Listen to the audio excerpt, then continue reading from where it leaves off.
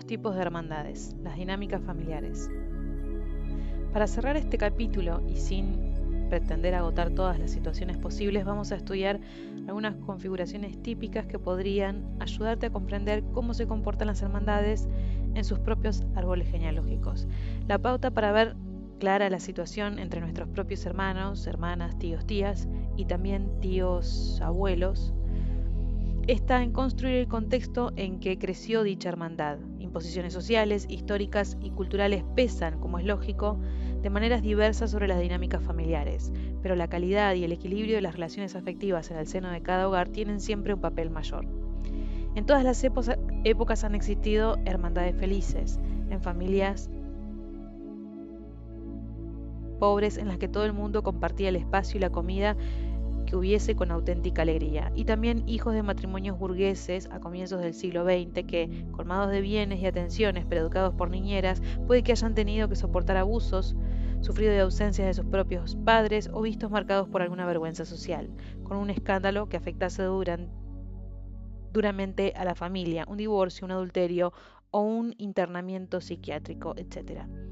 La intención de los ejemplos que vamos a presentar ahora es permitir a cada uno que se imagine a sus padres y abuelos, al igual que a sí mismos, en esa edad en la que la convivencia con los hermanos determina en gran medida la personalidad futura.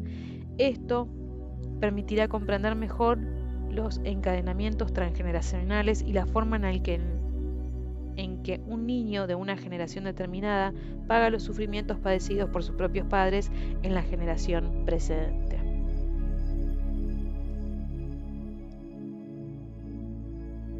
El caso del hijo único. A priori, podría parecer que el hijo único se encuentra en la situación ideal porque dispone de unos padres exclusivamente para él, ella. Sin embargo, es necesario saber por qué razón los padres no han tenido nada más que un hijo. El hijo único con frecuencia es fruto de una situación en la que ambos padres son narcisistas y en la que los niños son considerados como intrusos en el seno de la pareja y no son muy deseados. En ocasiones, el niño ha sido concebido para responder a una necesidad de transmisión del negocio o del patrimonio familiar, por ejemplo. Otra situación muy corriente es esa en la que los padres no se entienden y pronto cada uno de ellos hace vida en habitaciones aparte. El niño ha sido educado por una pareja que no tenía en común nada más que un contrato económico o material. Y están los casos de padres que no deseaban tener hijos y el niño llega muy tarde a sus vidas o el niño ha sido engendrado en un descuido. El hijo único se encuentra en términos generales en alguna de estas cuatro situaciones. El niño adulto tiene que educar a sus propios padres muy maduros y que multiplica sus esfuerzos permanentemente para poder hacerse perdonar su existencia. Es hijo de una pareja desunida y va a formar una unión exclusiva con uno de sus padres en detrimento del otro, padeciendo las consecuencias de ser él la rival de su padre o madre. El hijo se ve encerrado en una intimidad en que en realidad es una gran soledad de tres bandas en compañía de unos padres egocéntricos o depresivos. Es un niño a quien se ha cargado con la responsabilidad de realizar todas las aspiraciones de unos padres que le han concebido para que sea el hijo por excelencia, condenado de por vida a la perfección y por consiguiente paralizado por el perfeccionismo. A menudo tendrá la sensación de estar incompleto y preguntará cómo habría sido él si hubiera tenido un hermano o una hermana, porque como ya hemos dicho, la familia ideal es, en el inconsciente colectivo, está compuesta por 4 personas: madre, padre, hijo e hija. Los padres conscientes educarán a su hijo único tratando de socializarlo al máximo para hacerle tomar conciencia del hecho de que no está solo, ni en el mundo ni en su generación. Primos y amigos de su misma edad pueden convertirse en puntos de referencia muy importantes para él o ella.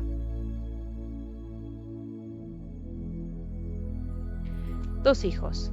La expresión "el rey de la casa" la emplean familias en la que nace en primer lugar un varón y después una niña. Esta tendencia a favorecer al hijo primogénito es común a todas las culturas patriarcales, aunque de una manera más o menos acusada según las distintas sociedades y épocas.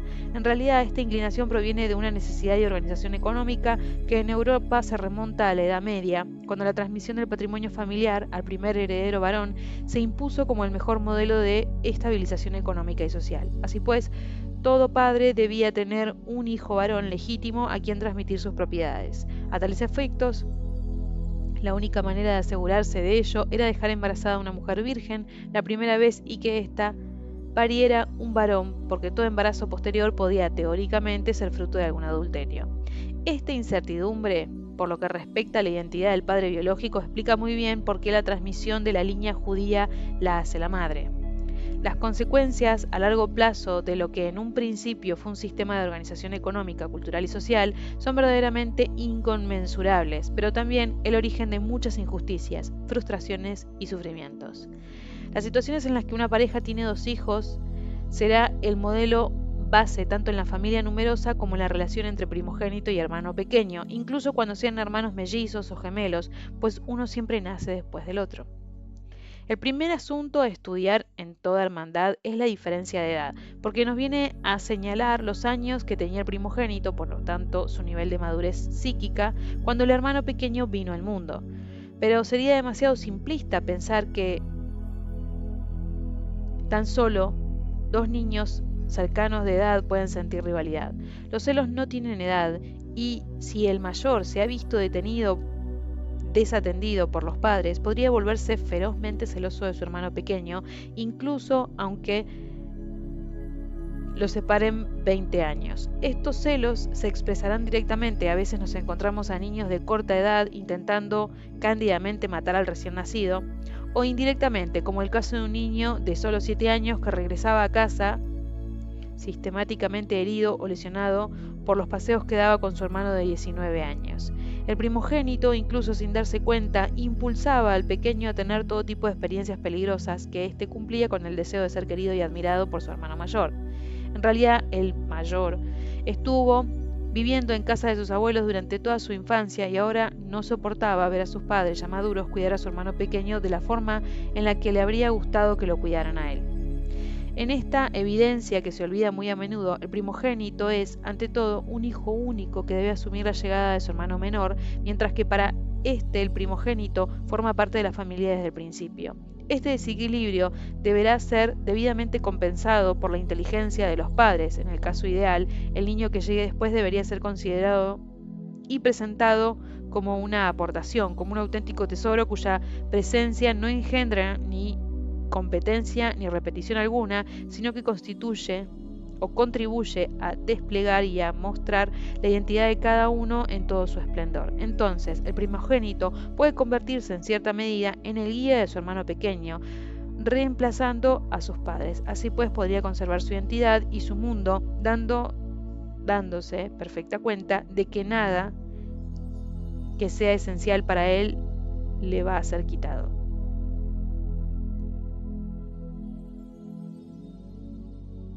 El segundo aspecto fundamental a la hora de estudiar las hermandades con 2 integrantes es saber si cada uno de los hijos ha tenido su lugar propio o si por el contrario los padres los han considerado las 2 caras de una misma identidad. Esto ocurre así cuando, por ejemplo, coinciden con el nombre propio: Juan y Juana, Laura y Lorenzo, Juan José y José Luis, Miriam y María, o en nombres de pila con la misma letra: Alberto y Berta, Carlos y Carlota, Dorotea y Teodoro. Es muy frecuente que estas hermandades compuestas por 2 hermanos, que no haya más que un lugar para los 2. Así, los 2 hijos deberán compartir su existencia, algo muy frecuente cuando ambos son del mismo sexo, pero también tendrán que hacerlo cuando sean de sexos distintos. Son las 2 caras diferentemente sexuadas de un mismo ser. Todo lo que uno sea o posea, el otro no podrá serlo o tenerlo. Si el uno se convierte en un gran comerciante como su padre, el otro tendrá que ser un artista pobre. Esta misma situación se produce también entre gemelos, los cuales, cuando se dedican al juego de imitarse, se ven a menudo encerrados en esa distribución ilusoria de roles. Caso 1. Un mismo lugar para 2 hermanos. Estas dos hermanas nacieron con un año de diferencia. A la mayor, rubia, le pusieron el nombre de Simón, a la menor, morena, Monique. Aunque compartían la misma habitación, no coincidían en nada más. Simón era guapa, Monique la inteligente. Simón era rellenita y Monique muy delgada. A una le gustaba la música clásica, mientras que la otra prefería música tradicional. Cuando Monique vino a consulta, ya había sobrepasado los 40 y se quejaba de no haber sido nada más que la mitad. Seguía estando soltera y no tenía hijos. En el momento en que su hermana se casó y poco tiempo después tuvo su primer hijo, Monique intentó suicidarse 2 veces. Más tarde comprendió que había sido por dejar el lugar de su hermana. Por su parte, Simón se quejaba sin cesar de no haber sido querida por sus padres, afirmando además que Monique era la preferida porque era una niña modélica. En el caso de estas dos hermanas, sirve para ilustrar muy bien el absurdo de una situación como la suya, en la que no haya nada más que lugar para dos, y un mon común en sus nombres. Cada una de las hermanas estaba convencida de que no podía obtener jamás lo que pertenecía a la otra, y ya adultas ambas continuaron viviendo conforme a aquella creencia de que sus padres les habían inculcado, según la cual era necesario que compartiesen todo lo real como se parte una tarta. El primer paso para curar esta ilusión negativa estriba en recuperar la parte de territorio que uno cree que pertenece al otro. Podría hacerse con un acto simbólico, como por ejemplo usar el poder metafórico de la orina para marcar un territorio que simbólicamente pertenece al otro, o simplemente autorizarse uno mismo a practicar una actividad que hasta entonces le estaba prohibida. Sin embargo, todo ello supone abandonar aquella ilusión infantil según la cual las cualidades y los espacios entregados por los padres, en el caso de Monique, el ser inteligente y prudente, son valores de refugio.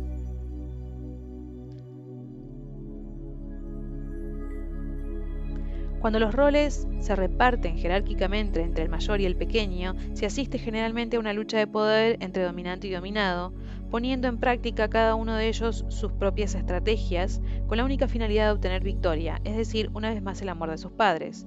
Estas situaciones pueden llegar a emponzoñarse por la actitud de los padres, quienes desvían sus propios impulsos conflictivos hacia los hijos, como si fuesen espectadores de una pelea de gallos, y con frecuencia se reparten los hijos como si cada uno apostara por un equipo diferente. Caso 2. Hermana mayor y hermano pequeño. Los padres esperaban un hijo.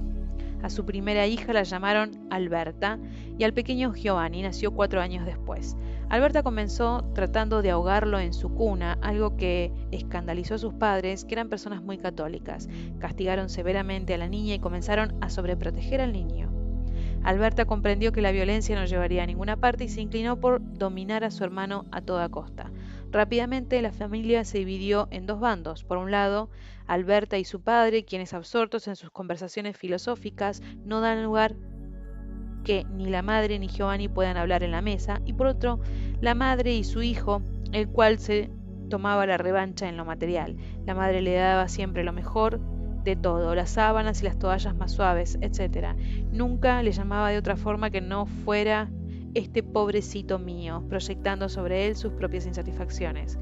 Cuando llegó a la edad adulta, Alberta vino a la consulta por sus relaciones conflictivas con todos los hombres que entraban en su vida, con los que ella se entendía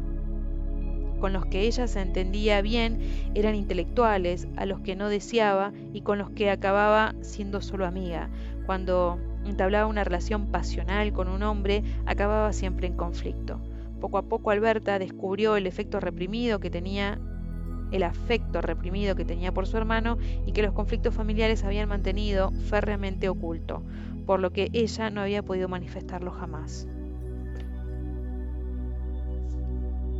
Como hemos visto, es a los padres única y exclusivamente a quienes incumbe gestionar las inevitables tensiones que se producirán en la familia cada vez que se produzca un cambio en el seno de la hermandad. Cuando la familia no está en paz y llega un nuevo hijo, el deseo del primogénito es asesinar a su hermano pequeño. El deseo del primogénito de asesinar a su hermano pequeño puede transformarse en un desencadenamiento de violencia, llegando al extremo de pasar a la acción, una tentativa de homicidio. Y si los padres no consiguen restablecer en todos y cada uno de sus hijos una clara conciencia de seguridad y legitimidad, la rivalidad no hará más que agravarse. Primogénito y hermano pequeño utilizarán todos los medios a su alcance para destruirse mutuamente. El hijo mayor podría, por ejemplo, intentar anular psíquicamente a los hermanos más pequeños que él, infravalorándolos, rompiendo sus juguetes,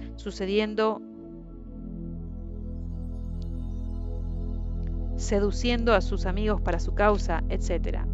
Ya en la edad adulta, estos enfrentamientos ocasionan entre los hermanos mayores con mucha frecuencia complejos de culpabilidad, mientras que los hermanos pequeños pueden verse sumidos en el rencor, la rabia, la confusión o cualquier otro bloqueo psicofísico.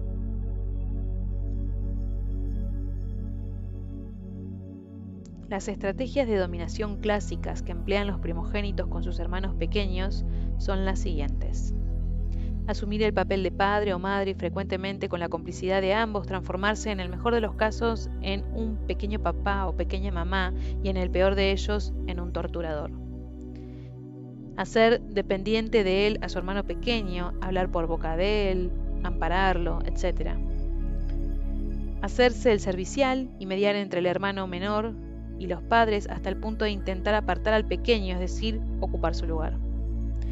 Acomplejarlo psicológica o físicamente, apoyándose en la edad que le saca para imponer ante él una reputación de inteligencia, destreza o fuerza física superior a la suya.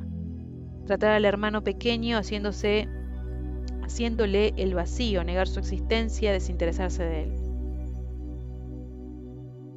Usando la agresión física, pues el primogénito lo aventaja en edad y durante los primeros años gana sistemáticamente todas las peleas hasta que el menor aprenda a defenderse.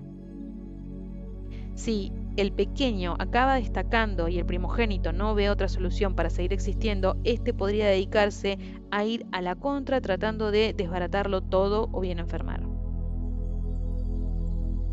El abuso sexual puede formar parte de los medios utilizados por el primogénito, imponiéndole la emergencia de su sexualidad madura o seduciéndolo, a veces apegándolo a él durante mucho tiempo.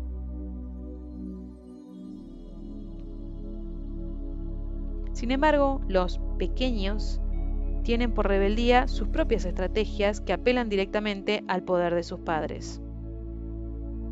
El chantaje afectivo con sus padres, que consiste en buscar la compasión de los padres, a veces por nada debido a los supuestos malos tratos que causa el primogénito. El angelismo, a veces cierto y otras no, al convertirse en niño modélico en contra de su verdadera personalidad. Ponerse enfermo, psicosis, enfermedades orgánicas, epilepsia, con la única finalidad de llamar la atención. La rebelión, la huida, la fuga, volverse coléricos y monopolizar la atención. Dos hermanos, sobre todo si casi son de la misma edad, tendrán con mucha frecuencia una relación física violenta. Las peleas duran generalmente hasta que el hermano pequeño vence con regularidad al primogénito, que pierde entonces las prerrogativas de las que gozaba y se desinteresa de la agresión física, pues ya no le sirve para lograr sus fines. Cuando llega un segundo hermano, los padres deberán abstenerse de proyectar sobre el primogénito el placer o el disgusto que supone la llegada de un nuevo hermano, sea del mismo sexo o no. Es la disponibilidad de los padres para acoger a un hijo, cualquiera que sea su sexo, lo que va a determinar la disponibilidad del primogénito para querer a su hermano pequeño sin reserva alguna. Desgraciadamente, asistimos muy pronto a una sexualización de la relación, una vez más en virtud de un mecanismo de proyección. No se hacen las mismas caricias a un niño que a una niña, y esto debido a la imposición social, cultural y familiar. Cuando los dos hijos son de diferente sexo, no es raro que los padres proyecten sobre ellos su visión de la pareja. Como consecuencia, el hermano y la hermana reproducirán la misma atmósfera que existe entre los padres y se pelearán exactamente como lo hacen ellos, o bien por el contrario, se animarán a formar una especie de pequeña pareja que puede llegar incluso a convertirse en una relación incestuosa. Este esperpento bastante extendido, según el cual hermano y hermana conforman una pareja semejante a la de sus padres, es realmente una monstruosidad. En ningún caso hermano y hermano pueden ser pareja. De lo que se trata es de acoger en la familia a estas dos personalidades que coexisten en su seno como si se tratara de dos especies diferentes de árboles o de dos planetas del sistema solar. Si la relación entre los padres se rompe o resulta muy conflictiva, la relación hermano-hermano se convertirá en patológica y podrá inclinarse bien a la rivalidad, cada uno escogerá su bando, asociándose con el progenitor del sexo contrario, por ejemplo, o bien hermano y hermana optan por formar una pareja incestuosa porque los padres están absolutamente ausentes y su afecto mutuo les hace volcarse el uno en el otro.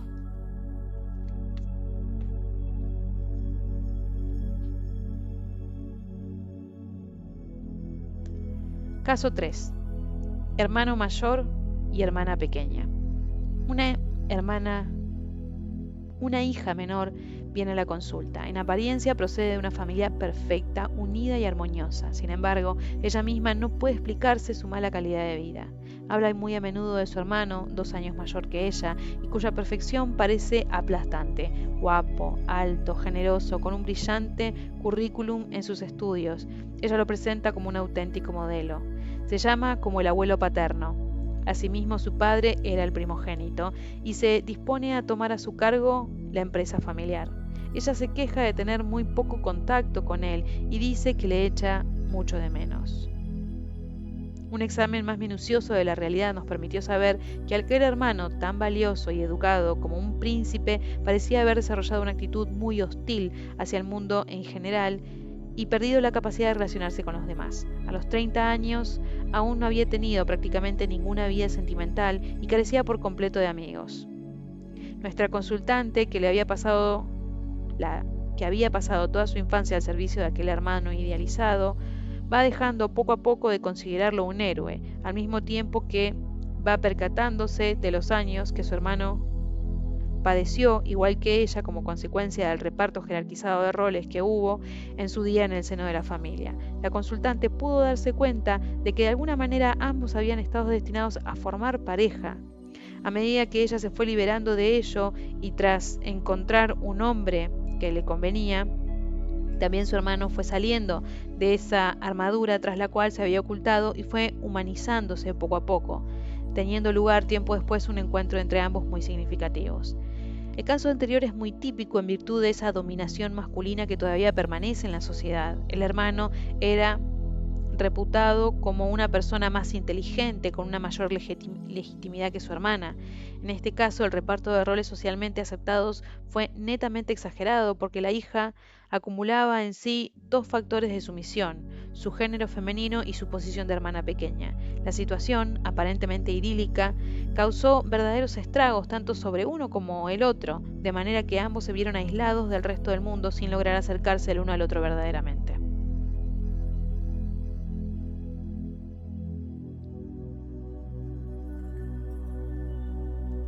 Tres hijos.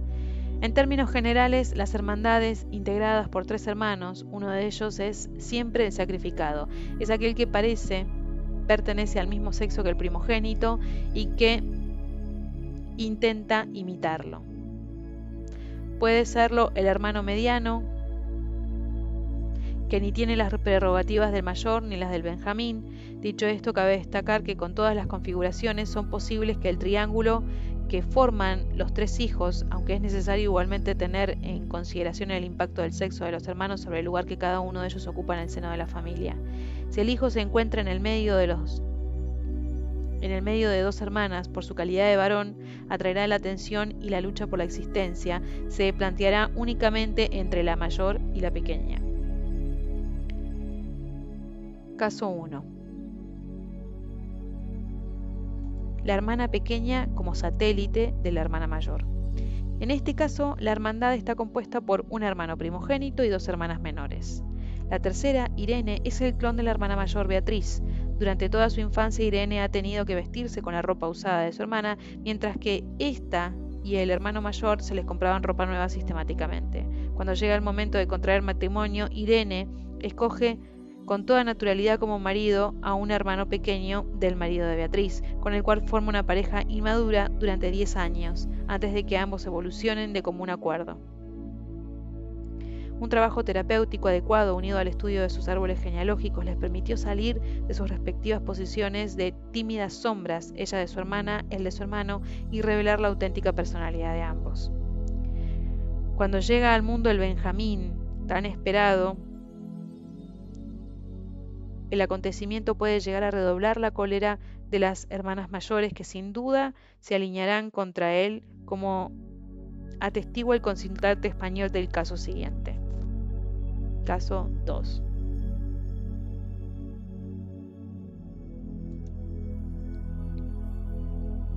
Dos hermanas mayores y un hermano pequeño. Cuando tenía 4 o 5 años me enamoraba de las chicas de cualquier edad. No sé si esto es normal, pero supongo que sí. Sin embargo, si lo pongo en duda es porque lo que a continuación... Sin embargo, si lo pongo en duda es por lo que a continuación describo. Una de mis hermanas, 9 años mayor que yo, me miraba con burla, tratando de convencerme de que yo era pequeño. Ridículo, poca cosa. Me trataba con desprecio siempre que yo expresaba lo que sentía por las chicas o lo que pensaba hacer cuando las viera, por ejemplo, declararles mi amor. Me decía que estaba loco, que quién se iba a fijar en mí, que mejor me callase, que yo era un mocoso de mierda, y me miraba y que me mirara en un espejo y viese mi pelo negro, grueso y feo, mientras que el de nuestro primo era rubio y bonito. No me acuerdo de todos sus comentarios, estos son solo unos cuantos. Perdí toda la seguridad en mí desde entonces. Cada vez que me enfrentaba a una chica sentía que no era lo suficientemente bueno. Esas eran justo las palabras claves que mi hermana usaba. Siempre cuestionaba mi calidad de ser bueno para que alguien me quisiera. Ahora tengo más de 30 años y todavía no he podido recuperar mi autoestima. No me siento bueno para nadie. He pasado por 1000 peligros. Durante 4 años fui adicto a la prostitución y corrí el riesgo de contraer SIDA, también de ir a la cárcel o de ser agredido. He superado, creo, esa adicción, pero continúo con inseguridad en mí mismo para encontrar una pareja. Cero amor propio. Mis padres en esa época estaban completamente ausentes, ninguno de los dos tenía tiempo ni ganas de involucrarse en mi vida, a pesar de que era tan pequeño. Solo se preocupaban de atender la casa, la comida, la educación, dejándome al cuidado de mis hermanas mayores, para quienes yo no era más que un problema. Las quería mucho y no entendía por qué ellas me decían cosas feas. Me quedaba en silencio cuando me hablaban así y a veces lloraba. Ellas se burlaban de mí y me ridiculizaban mi llanto. Me es imposible vivir una vida sana y feliz y con amor cuando por dentro siento todas esas cosas todavía.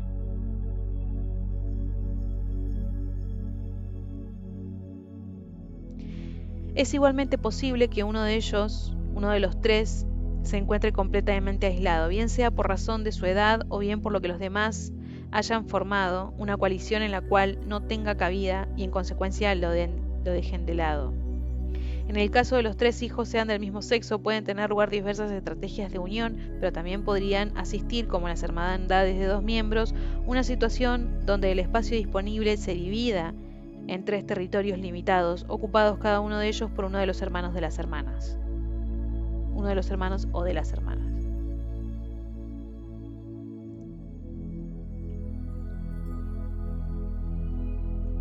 Cuatro hijos o más. A partir de 4 hijos las configuraciones son numerosas. La primera cuestión es saber si la familia numerosa era más un deseo o una elección libre de los padres y si estos tuvieron éxito a la hora de otorgar un lugar propio a cada hijo, o por si el contrario los hijos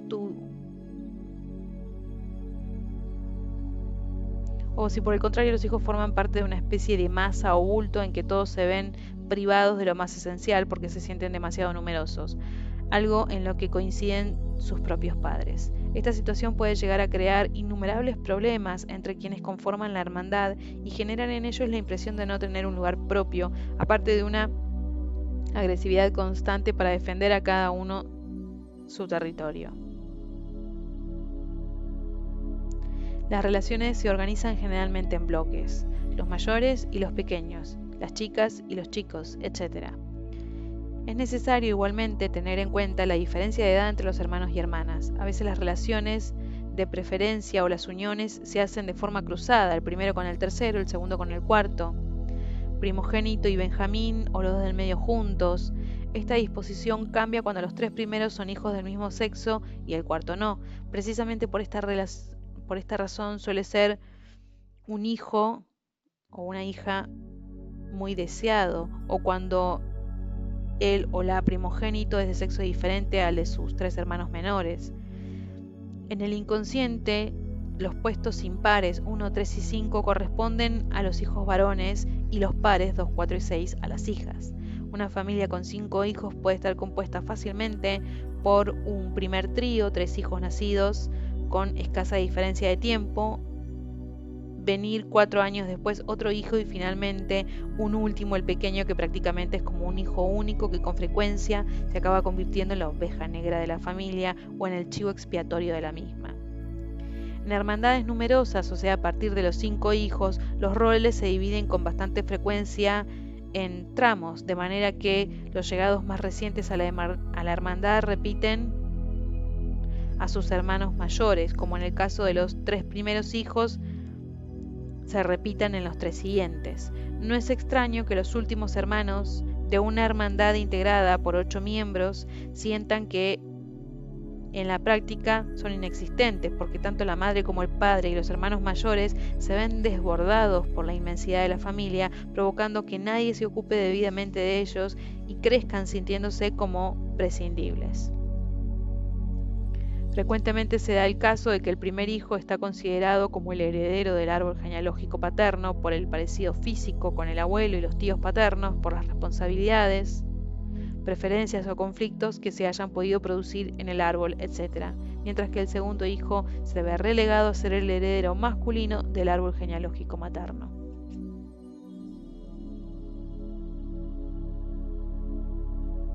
El niño muerto, abandonado o desaparecido en el seno de la hermandad. Cuando se recopila la información necesaria para realizar un árbol genealógico, los hijos fallecidos, los que nacieron muertos, o incluso los que no llegaron a nacer, abortos y embarazos frustrados, se deben considerar también como miembros de la hermandad, incluso aunque la hermandad sea muy a menudo el campo de batalla de las luchas más encarnizadas, también es una cofradía. Dicho esto en el sentido más sagrado del término, en la que sus miembros están unidos por vínculos que sobrepasan ampliamente la comprensión humana. En este sentido, no existen verdaderamente los medio hermanos, hermanas, aunque solo sea porque los niños que comparten a unos mismos padres están relacionados entre sí por el tabú del incesto, incluso en el caso de que ellos en realidad no se conozcan. Por consiguiente, un niño desaparecido estará siempre presente de una manera u otra en la psique de sus hermanos y hermanas. Lo ideal sería poder evocar al desaparecido de una forma totalmente abierta sin atribuirle un papel excesivo, pero también sin eliminarlo por completo. En muchas ocasiones, esto resulta muy difícil de llevar a cabo, porque la muerte, el abandono o la desaparición de un niño es un acontecimiento sumamente dramático para la familia en general y para los padres en particular. Cuando una hermandad cuenta con un número importante de niños fallecidos, se hace necesario buscar la razón de tal circunstancia. ¿Se trata de una razón externa a la familia, guerra, miseria, etcétera? ¿O es el fruto de la extenuación de una madre que no aguanta los embarazos múltiples y que vive en una sociedad en la que resulta impensable el control de la natalidad? Pero acordémonos de que la manera en que una calamidad social es vivida por una familia tiene unas bases psicológicas. Se viven ciertas desgracias como la miseria, la guerra o la hambruna según la herencia familiar recibida, en términos de su concepción del dinero, el nivel de conciencia, vicios adquiridos, recursos creativos, etc. Por regla general, la muerte precoz de un miembro del árbol genealógico durante la infancia, adolescencia o juventud causa un fuerte trauma en el seno de la familia. Después de ello, el inconsciente familiar tratará de buscar al culpable o al responsable de dicha muerte. En este sentido, se dan 4 tipos de responsables.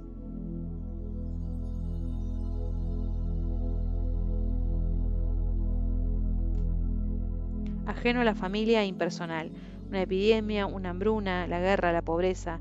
Bajo estas circunstancias habrá que preguntarse de qué clase de sociedad está enraizada la familia, cuáles son sus relaciones con ella y qué capacidad de resistencia tiene la familia en cuestión para enfrentarse a unos acontecimientos que le sobrepasan claramente. Por ejemplo, con respecto a una familia en la que sean numerosos los hombres muertos en la guerra, se podría preguntarse qué concepto conserva dicha familia sobre el Estado. En Francia, durante la Primera Guerra Mundial, los habitantes de ciertas regiones como Córcega o la Bretaña fueron masiva y literalmente enviados al matadero, debido al régimen de desigualdad existente en el Estado francés durante aquella época, lo que podría explicar en gran medida que 3 generaciones después se hayan producido acciones independentistas violentas en contra del Estado francés, justo en estas 2 regiones.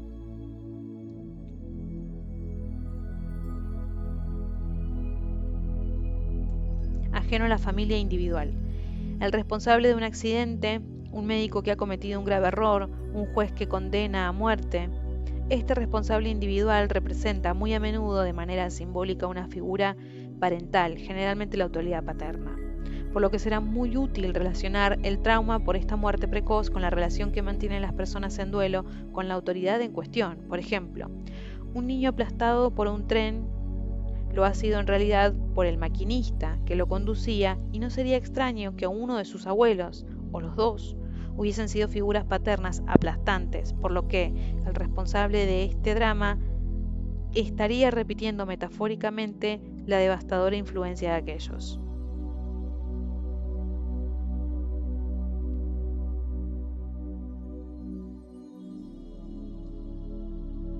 Inherente a la familia e impersonal. Una enfermedad genética, un accidente que misteriosamente se repite. En este caso, donde más directamente hay que buscar los sistemas de transmisión transgeneracional. Por ejemplo, ¿le había puesto el niño fallecido el mismo nombre que a una persona desaparecida antes que él?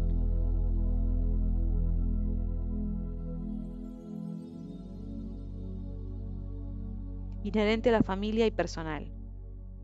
Un gesto desafortunado, una falta de atención de una persona del entorno. También es necesario estudiar esa culpabilidad a veces imaginaria, como por ejemplo,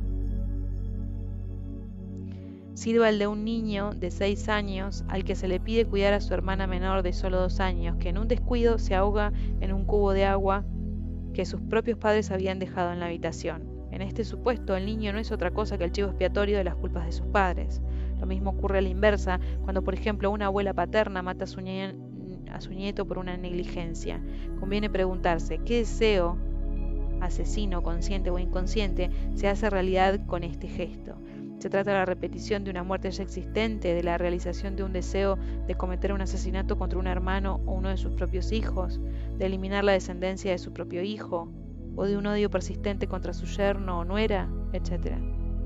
El lugar que ocupaba el niño desaparecido en su hermandad puede tener una gran preponderancia, pero por el contrario, un niño muerto que no haya conseguido que se guarde luto por él, prefiriendo la familia anular su memoria, puede permanecer presente entre ellos como si fuera una especie de sombra y pesar como una losa sobre el resto de los miembros vivos de la familia. En este sentido, es preciso distinguir entre varias situaciones diferentes.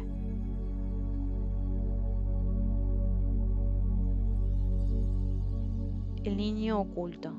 Se trata de un niño que ha fallecido y del que no se habla nunca y cuyos padres, madres más concretamente, no mencionan jamás su existencia. Este niño puede haber sido un hijo nacido muerto fruto de un embarazo malogrado, un aborto, un niño ilegítimo del que se ha perdido la pista y que para el resto de la familia está muerto.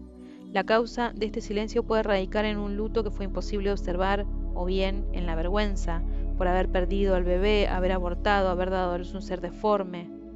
Ahora bien, sabemos que el inconsciente personal y el inconsciente familiar están estrechamente unidos.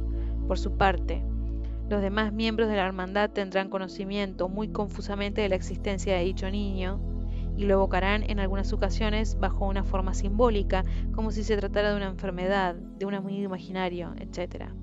Por ejemplo, la hija de una mujer que abortó o que haya tenido un embarazo malogrado o bien haya dado a luz un niño muerto podría vivir ella misma también determinados accidentes relacionados con la concepción, abortos espontáneos o no, embarazos extrauterinos, etc., a la misma edad que su madre cuando padeció aquellos hechos. Caso práctico. Una pareja muy rica, estadounidense, concibió su primer hijo tras tomar todas las precauciones posibles. Sin embargo, el día del alumbramiento anunciaron a aquella mujer que había dado a luz un hijo trisómico con síndrome de Down.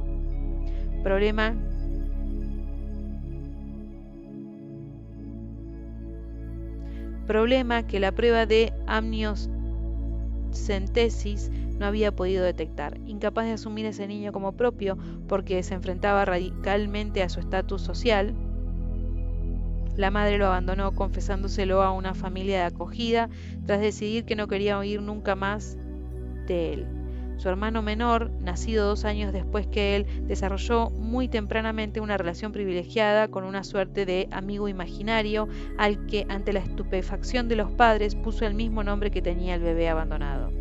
Esta relación adquirió un nivel que los psicólogos del consejo consideraron alarmante y la pareja acabó por comprender que el secreto que pesaba sobre el nacimiento y posterior abandono de su primogénito trisómico era de una naturaleza tan desequilibrante para el niño menor, normal, que al final de un trabajo sembrado de numerosas resistencias, se tomó la decisión de poner en contacto al hijo menor con su hermano primogénito, cuya familia de acogida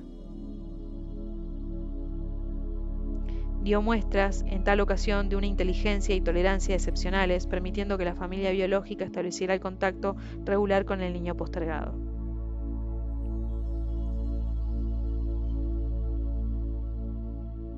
El niño idealizado.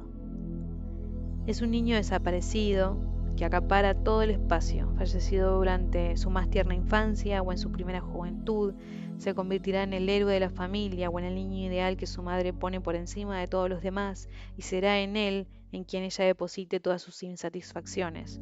Como consecuencia, el resto de los hijos recibirá el mensaje siguiente: mamá y o papá quieren más a un muerto que a un vivo. Creo que a mí me querrían también más si estuviera muerto. En ese caso, conviene ir a las razones que impulsan a la madre o el padre a maltratarse con un duelo semejante y hacer de él el punto de partida de una interminable depresión, además del inicio de una ruptura con el resto de sus hijos. En ocasiones, para una madre que no tiene ninguna ganas de ser madre, el fallecimiento del niño viene a convertirse en un pretexto para dimitir de su rol maternal y negar a los vivos el amor que ella presume de tener o haber tenido al muerto. Caso práctico.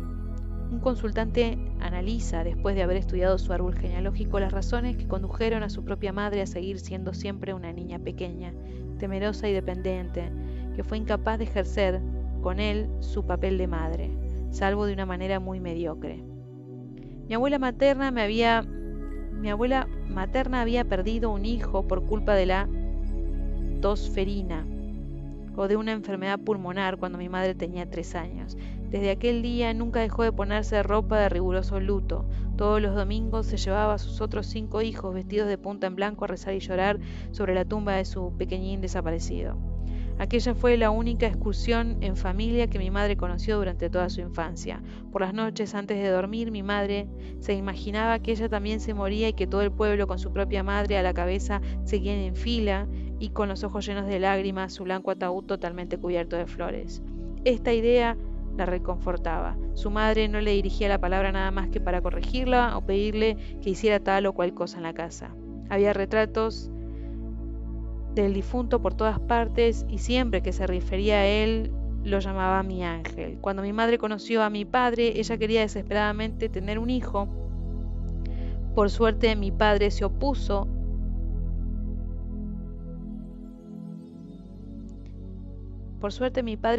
a que se me pusiera también a mí el nombre de su hermano difunto, negándose además de que me pusieran Gabriel, sin saber muy bien por qué.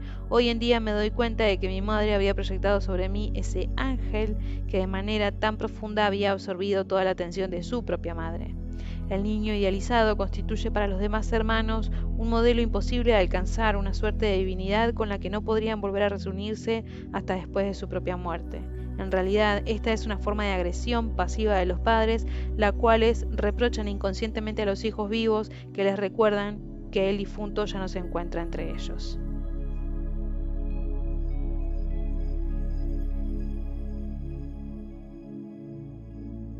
El hijo reemplazado.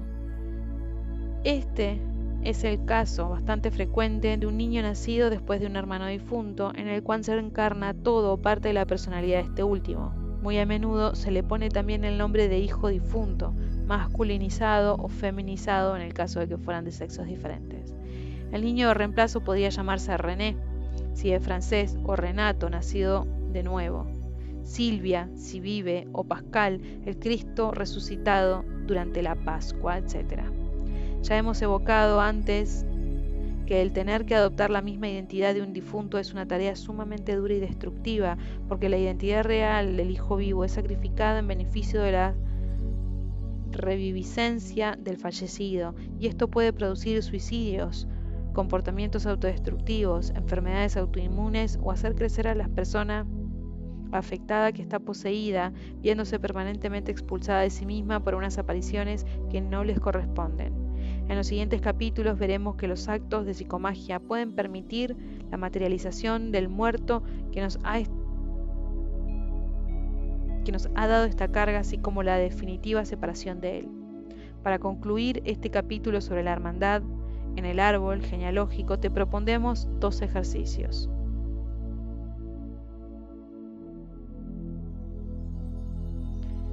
Ejercicio 14. Incluir a hermanos y hermanas en las tríadas del árbol genealógico. Ahora puedes comenzar a variar en la hoja del tamaño de los círculos con el fin de señalar la importancia relativa de los protagonistas.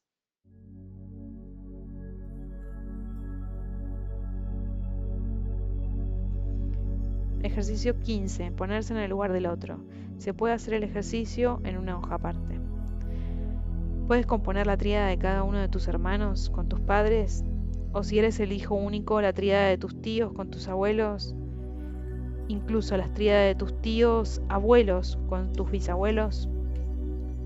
Una vez más, no se trata aquí de lograr la mayor de las exactitudes, sino más bien de hacer un esfuerzo de representarnos las relaciones familiares desde ángulos diferentes. Incluso si detestas a un hermano o a un tío, ¿sería capaz de contemplar su situación sin llegar a criticarlo? Y procura también hacer lo más evidente que puedas las diversas repeticiones. Es muy probable que visualizado bien las tríadas y de una manera que no sea en absoluto egocéntrica, logres descubrir los mecanismos relacionales que iluminan y aclaran el árbol genealógico. Recordemos que cada miembro del árbol se siente hijo único y centro de la tríada, incluso si tiene un hermano preferido. En el fondo de su alma, cada uno es el héroe o el antihéroe de su propia vida. Así pues, cada niño va a crear en su inconsciente un árbol genealógico distinto, su propia leyenda personal y su visión de los padres. En una hermandad de 7 miembros podemos estudiar 7 árboles diferentes.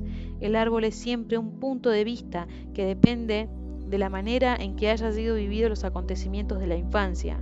Los seres humanos no nacen iguales, incluso aunque puedan aspirar a serlo, son diferentes, más o menos fuertes, más o menos vulnerables, más o menos sensibles, con más o menos capacidad intelectual, etc. Es probable que estas diferencias dependan parcialmente de la gestación, de la forma en que los padres trataron a unos y a otros, pero también de equilibrios fraguados por la naturaleza. La ciencia se encuentra todavía perpleja sobre este punto.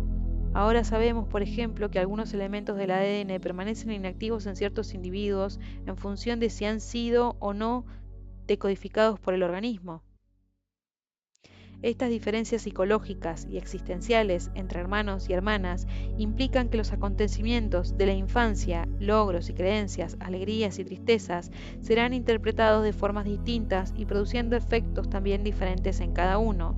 Por otro lado, también el comportamiento de los padres dependerá a largo plazo del carácter de los hijos y serán más indulgentes o más generosos con unos que con otros. De estas variaciones en la actitud y de la recepción sensible nacen árboles diferentes los unos de los otros.